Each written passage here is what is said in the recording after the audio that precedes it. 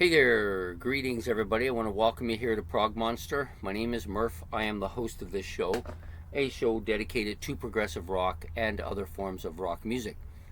So today we're here to do a ranking of the albums show. It's Friday night.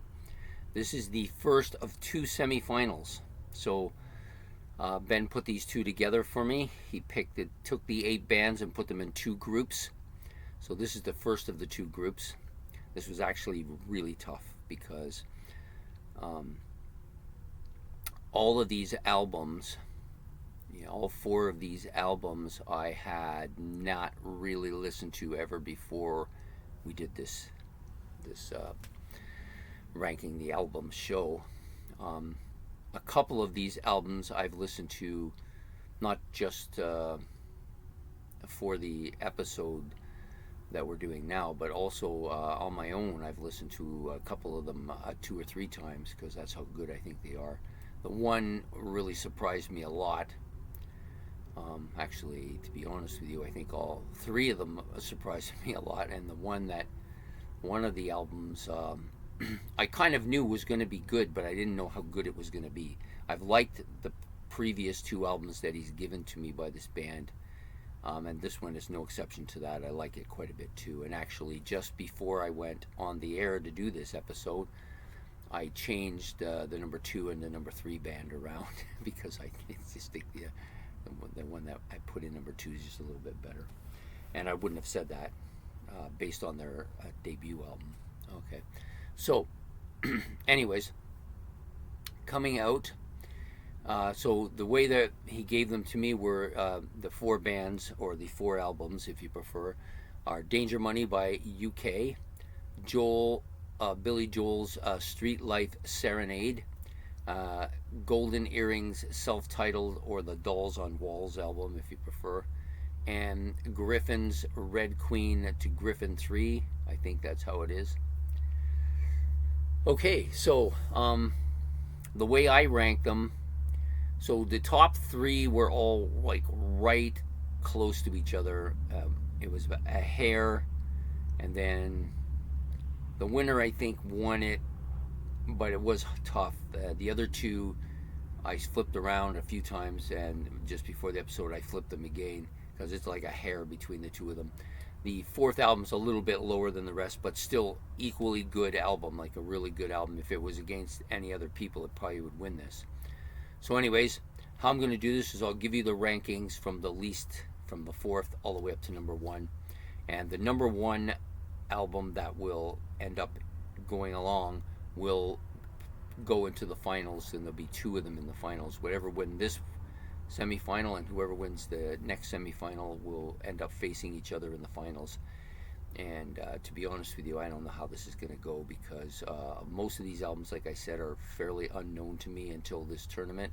And so I've been listening to them, and a lot of them are growing on me to the point where I want to get them all, which is not something I can afford to do, but I will anyways. Okay, so number 4 is Billy Joel's Street Life Serenade. I don't think this will come as any surprise to people. It's poppy, but it's really good. It's a really good poppy album. I love Billy Joel's voice, of course. All the songs on this are really good, solid stuff.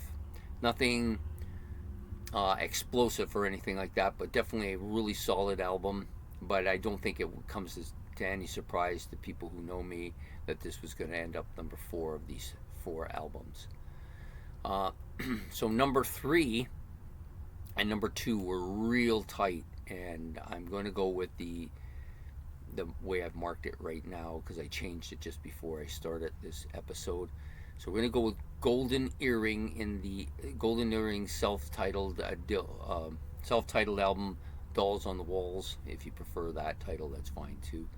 This is a really good album. It's so good. Heavy. Lots of the kind of sound there's some psychedelic sound in here that I really like a lot. Also, the guy's vocals are very reminiscent at times of the singer from Atomic Rooster, who I absolutely adore. And so I'm hearing some of that here, and it's probably catching some of that wind, riding the tail shirts of Atomic Rooster here a bit. Definitely an album I want to explore more. And this whole group, I keep telling myself I'm going to get stuff from them, and then for some reason, when I'm out, I don't see any, so I don't get any. And that's part of the reason why it hasn't happened yet. But I'm almost sure it's going to happen. So Golden Earrings, self-titled album, coming in at number 3. Number 2, who beat it out by a hair, who was going to be number 3, but I just couldn't say no to this album. And their debut album is really well loved by a lot of people. It's much more progressive too, and has all the big names on it. But for some reason, this one, although it's a little more poppy, I just think the drummer makes a huge difference on this. And even though I'm a huge fan of Bill Bruford, I just think Chris Bosio really knocks it out of the park here. So number 2 is going to be UK's Danger Money. It just has a catchiness to it that is not what I was expecting when I heard this album, because I had heard the debut album and I thought this would be similar but maybe not as good, because they had switched out a couple of people on the album, Bill Bruford being one of them. I didn't think anybody could come in and replace him and do as good a job, but I think Chris Bosio did an amazing job here. So number 2, UK's Danger Money, just by the slimmest of margins. And number 1 is going to be Gryphon, which, if you had told me this at the beginning, that Gryphon would be going to the finals, I would have not said, no, that's not going to happen. But I just have grown on this band so much so. When I first listened to this album, I thought it was kind of weird and quirky, and then I really started liking it. And then I went back and listened to all of their albums, and they're all quirky, but I all like them all, right? Except for maybe the last couple I'm not as big on, the 2 newer ones. But I think that it's not a question of not liking them. I think it's just a question of spending more time with them, because they're longer, more modern, and probably just need more listening to than any of the others. But anyways, Gryphon's Red Queen to Gryphon 3 is going to win this by the slimmest of margins over both UK and Golden Earrings self-titled album here. But really good battle. I really enjoyed this. These are 4 excellent albums.